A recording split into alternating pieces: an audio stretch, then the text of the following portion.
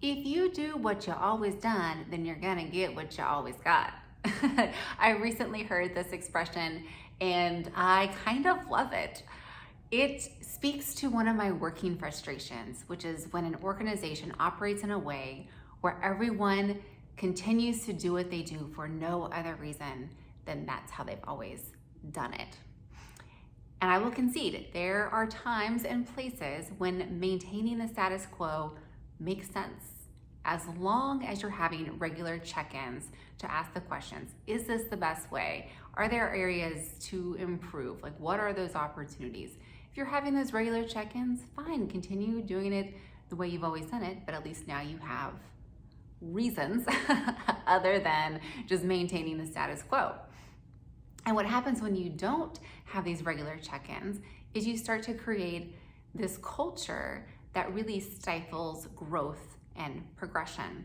And it doesn't really seem obvious because you continue to make all these little operational decisions that add up to this work culture that's a kind of boring and uninspiring. So one example of that is I was actually working on some training content on plant operations recently with a healthcare system. And we were wanting to use some of their equipment logs, their templates, their standards into the content. So we were pulling their equipment logs that they use for rounding, and they perform rounding on their plant daily, actually several times a day.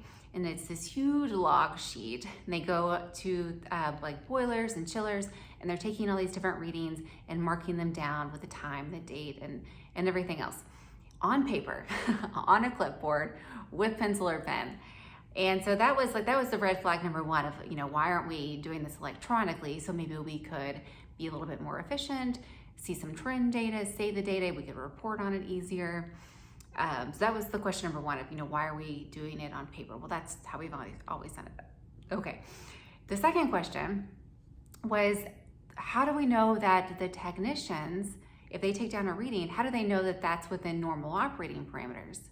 Well, some of the equipment have monitors that say, okay, this is the range that it's going to be in, but not all of them do. So how would a technician know if it's good or if it's an issue? And even to that end, how would they know when to raise one eyebrow versus two? And if they had to raise one eyebrow versus two because the equipment's operating out of parameters, who do they call? What do they do? When do they bring a specialist in? Do they turn off the equipment? What are the next steps? And they couldn't answer those questions.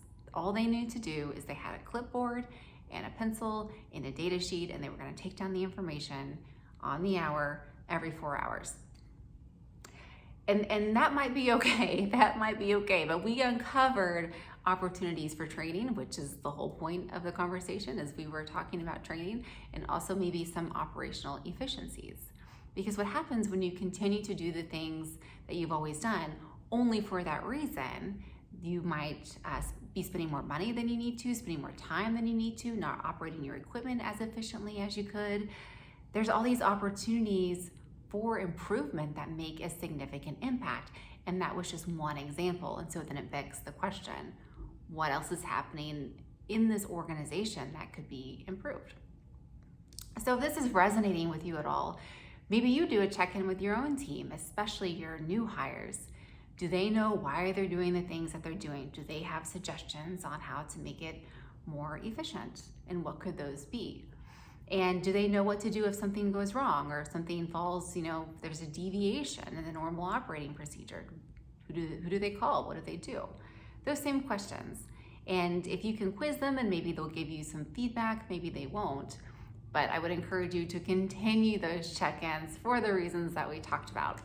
And of course, if you have any insider input on this topic, I would love to hear them. I always appreciate your feedback, so just drop them in the comments below.